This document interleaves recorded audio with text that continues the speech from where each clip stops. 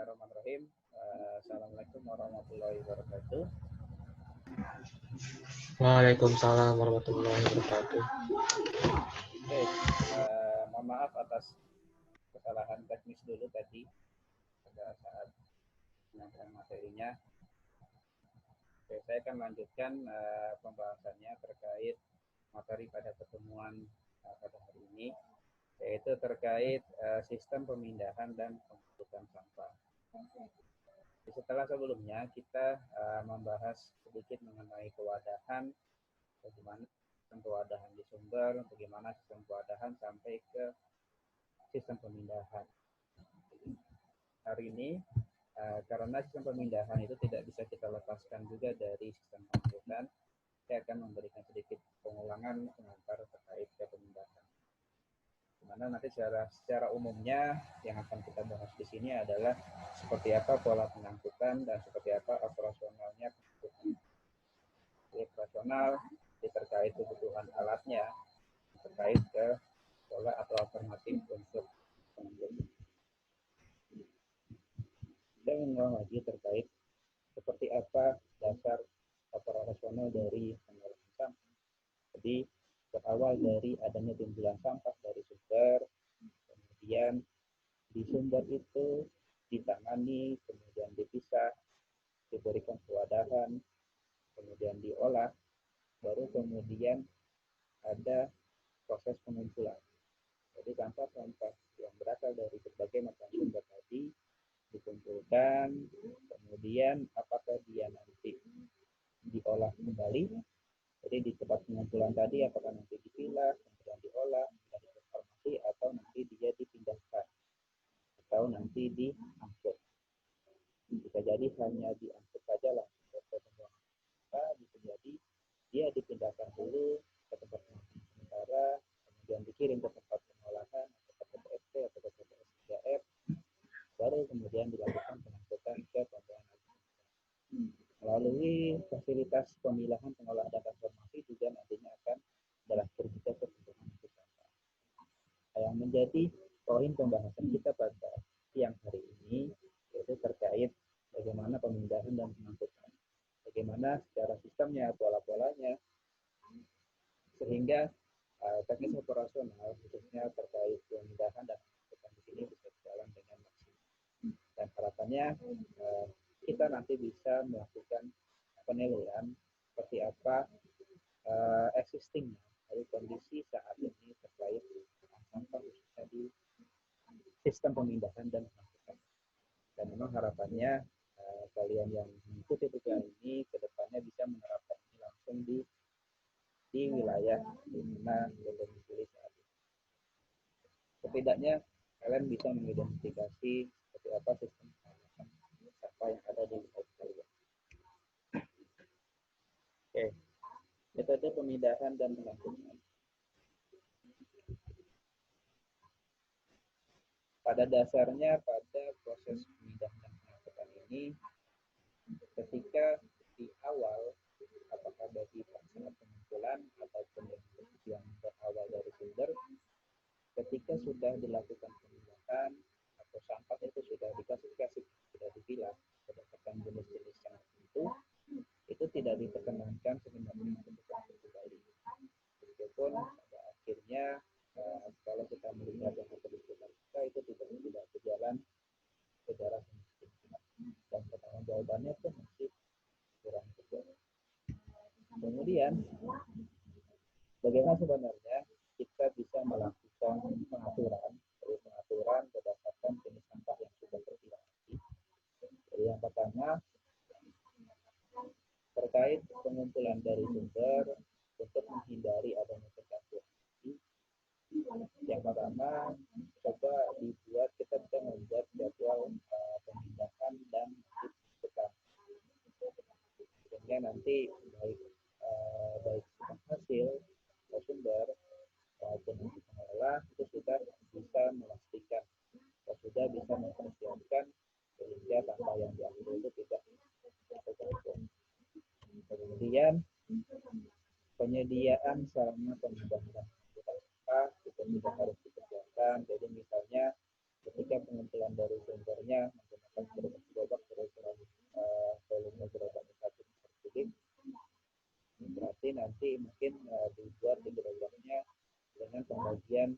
eh, dengan pembagian visi yang berbeda. Jadi misalnya ada sampah yang sering, ada sampah yang bisa, ada sampah saja yang bisa tempat.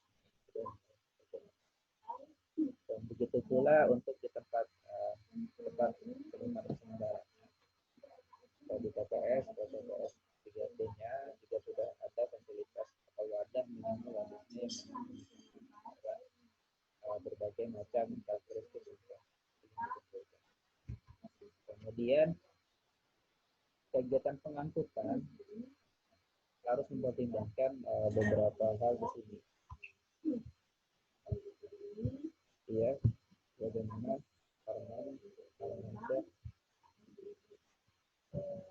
mikrofonnya belum masuk, kemungkinan jaringannya kalau mikrofonnya belum masuk.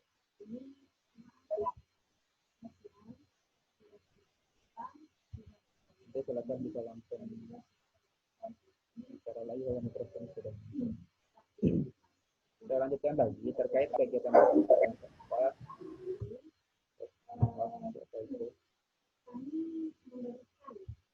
Kegiatan pengangkutan sampah itu harus mempertimbangkan beberapa hal. Jadi yang pertama, pola pengangkutan sampah yang nantinya akan diuji.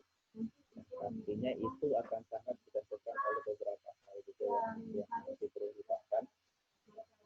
Apakah pola pengangkutannya menggunakan STS, ACS, atau yang sebagainya.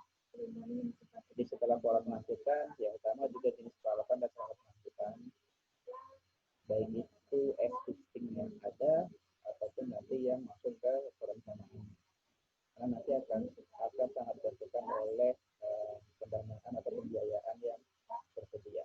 Kemudian seperti apa rute pengangkutannya, yang pasti menghindari waktu-waktu yang ramai, menghindari lalu lintas yang padat, sehingga bisa secara efisien untuk mengangkut sampah yang sudah terkumpul. Karena memang ketika kita berbicara terkait pengolahan sampah di sini atau sampah, ada waktu retentionnya,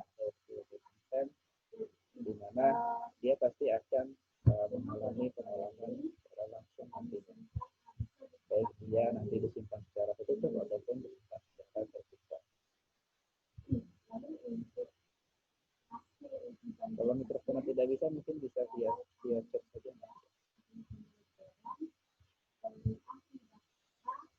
Kemudian suaranya kurang jelas, Pak.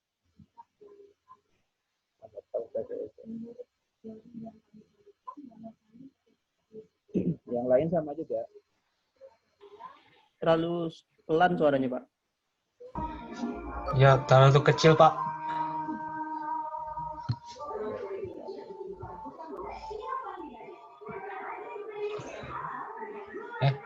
Nah.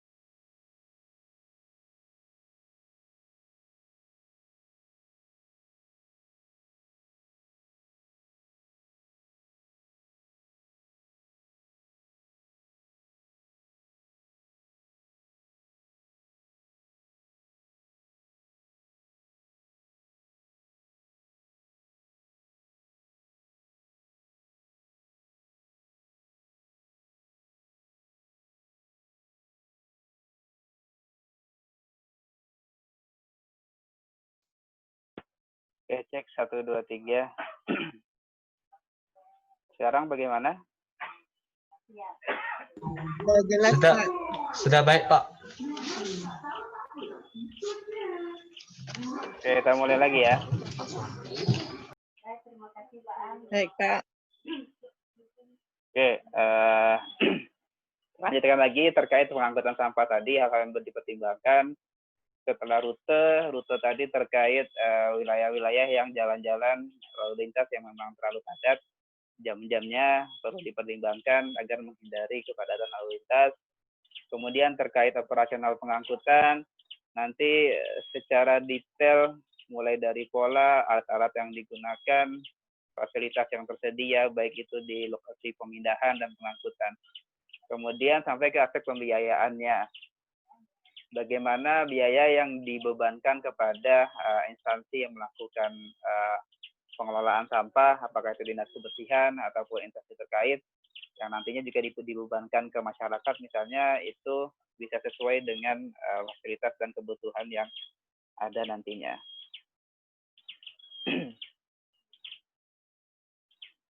Nah, kemudian apa saja sebenarnya yang menjadi permasalahan terkait pengelolaan sampah secara umum, mulai dari sumber, kemudian ke bak sampah, TPS, sampai dengan ke TPA.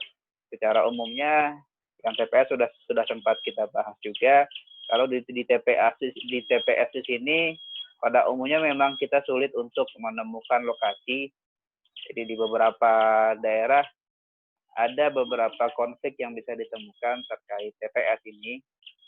Kalau yang terdekat yang saya pernah lihat secara langsung itu di Jambi contohnya, tidak ada TPS yang memang secara legal, atau yang secara legal pun jumlahnya sangat terbatas, sehingga yang digunakan itu justru secara sporadis saja.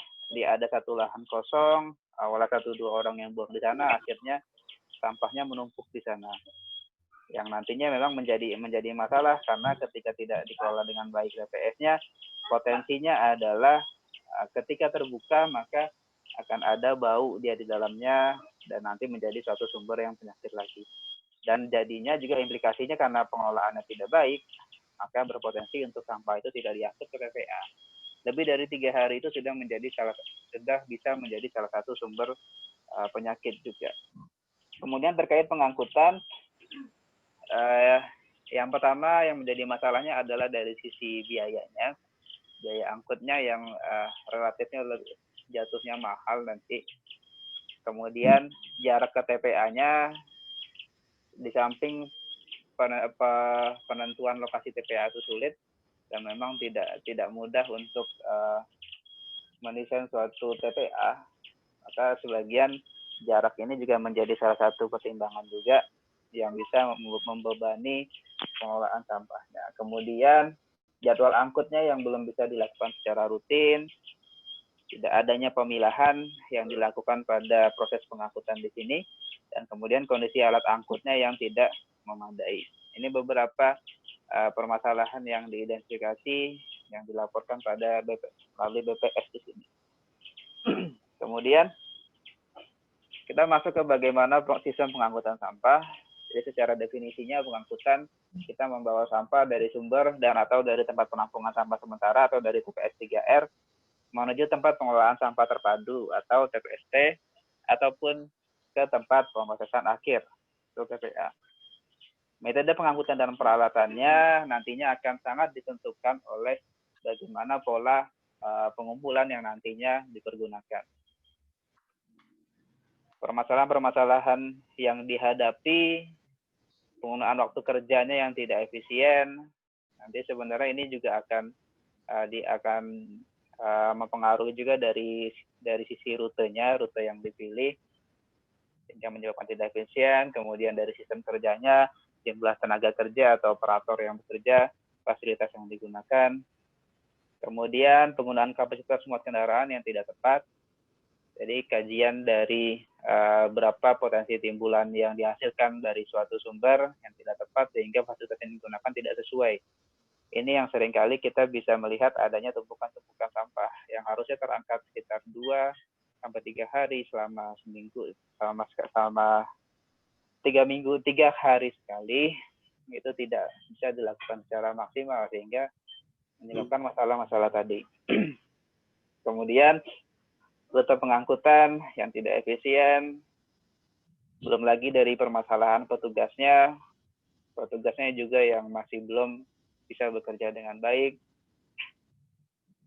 Kemudian aksesibilitasnya yang juga kurang baik, sehingga kesemua itu bisa menjadi pendorong lemahnya atau tidak baiknya sistem pengangkutan sampah tadi.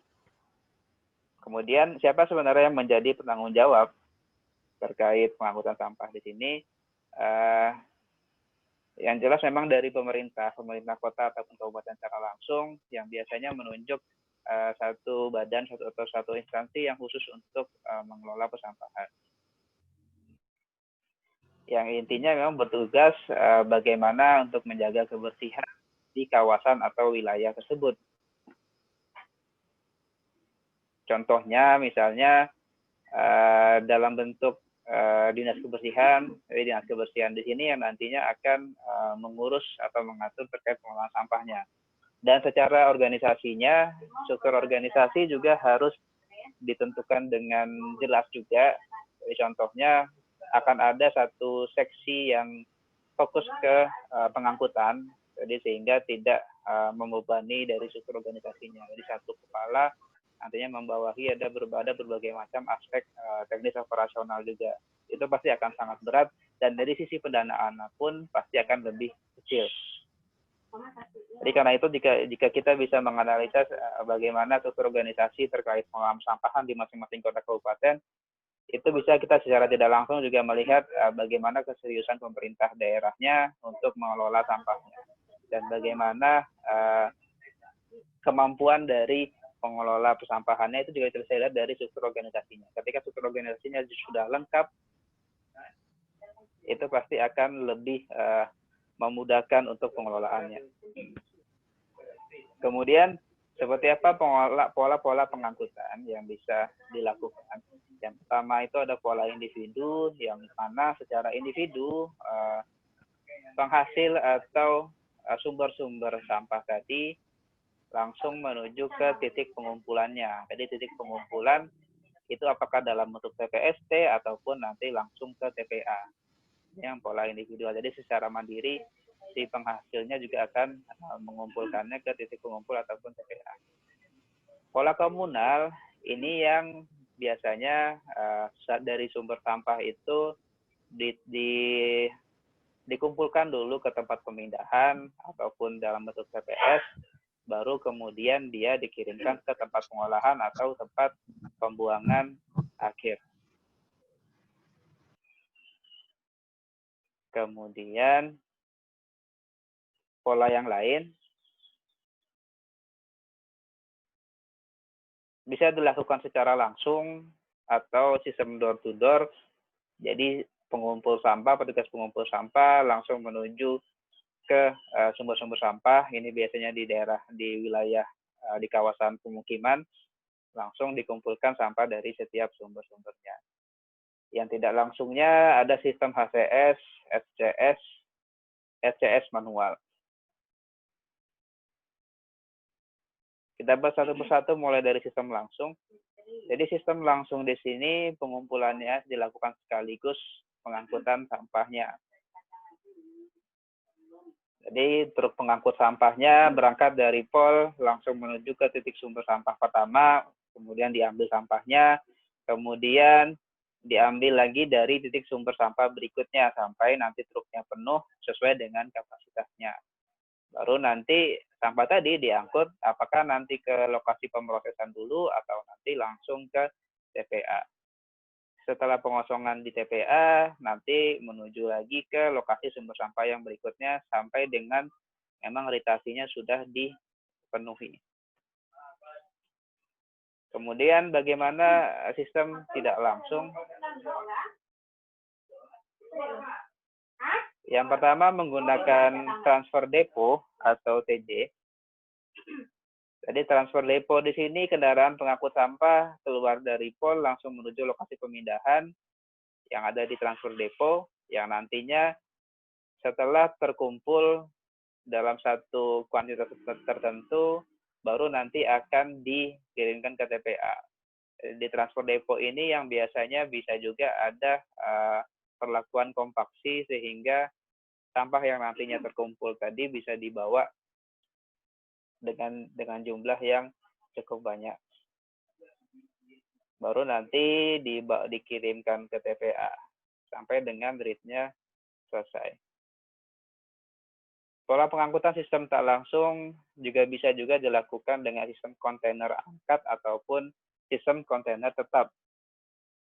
Atau kontainer angkat itu bisa disebut juga House Container System atau HCS, sedangkan yang kontainer tetap Stationary Container System atau SCS.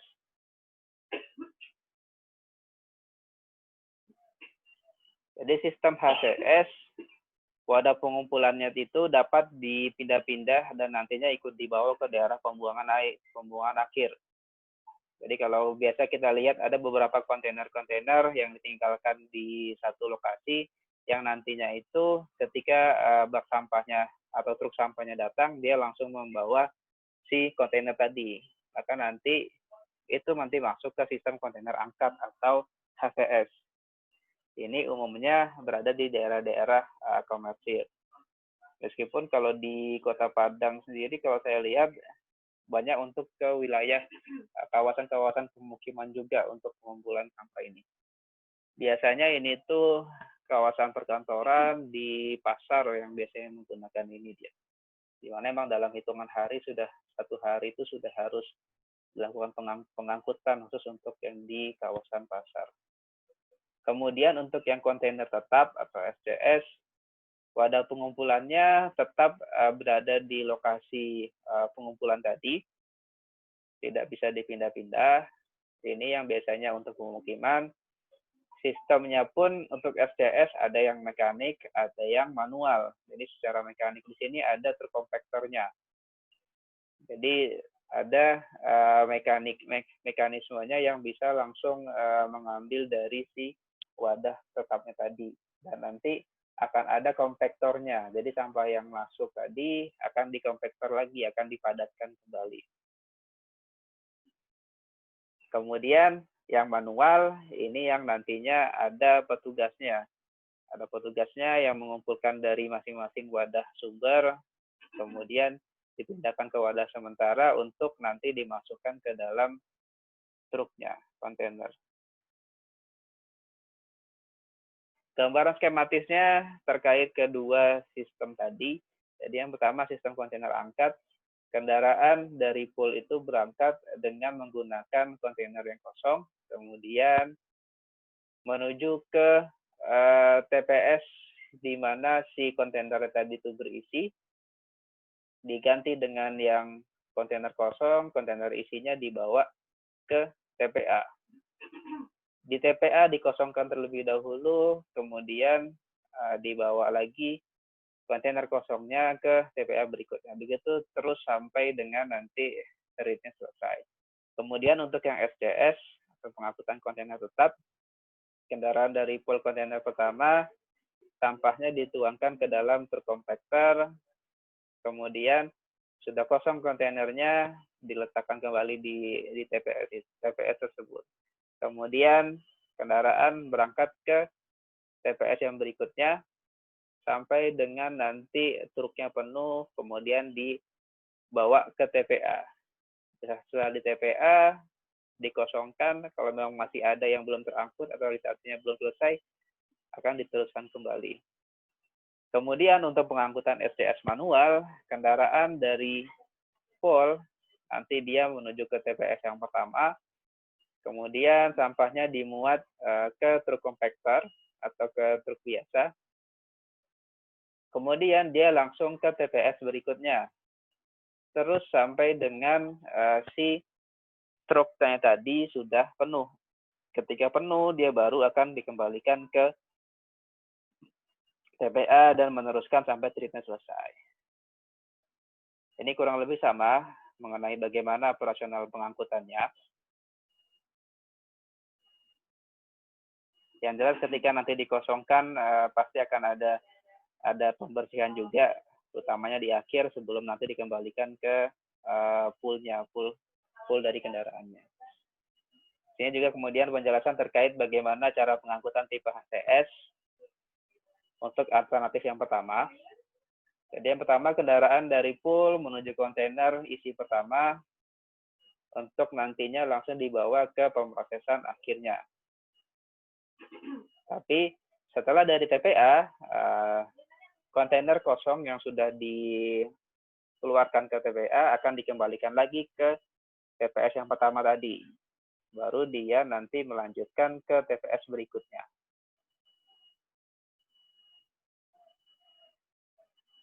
Kemudian mengikuti lagi proses yang sama lagi. Begitu terus sampai nanti read-nya selesai. Jadi sistem langsung bolak-balik dari masing-masing TPS-nya. Kemudian untuk yang alternatif kedua, kendaraan dari pool dia menuju ke kontainer isi yang pertama untuk diangkut sampahnya ke TPA atau pemrosesan TPA. Kemudian dari sana kendaraan dengan kontainer kosong menuju ke lokasi kedua untuk menurunkan kontainer kosong dan membawa kontainer isi. Kemudian dibawa langsung ke TPA. Begitu terus sampai dengan read-nya selesai. Pada read terakhir, kontainer kosong dari pemrosesan atau TPA langsung nanti dikembalikan lagi ke kontainer lokasi dari kontainer yang pertama. Jadi sistem ini dilakukan pada kondisi tertentu, pengembalian pada jam tertentu, atau mengurangi kemacetan lalu lintas. Alternatif ketiga untuk HCS, kendaraan dari pool dengan membawa kontainer yang kosong menuju ke lokasi kontainer isi, diganti, ataupun diambil langsung dan membawanya ke TPA. Kendaraan dengan membawa kontainer kosong dari TPA, kemudian membawa ke kontainer isi berikutnya. Begitu seterusnya sampai dengan ritasinya selesai. Kemudian untuk tipe SCS, kendaraan dari pool menuju TPS pertama, sampah dibuat dalam truk kompakter atau truk biasa, terus ke TPS berikutnya sampai dengan penuh, ketika penuh kembali ke TPA, dari TPA ketika masih ada ritasenya akan kembali ke TPA berikutnya.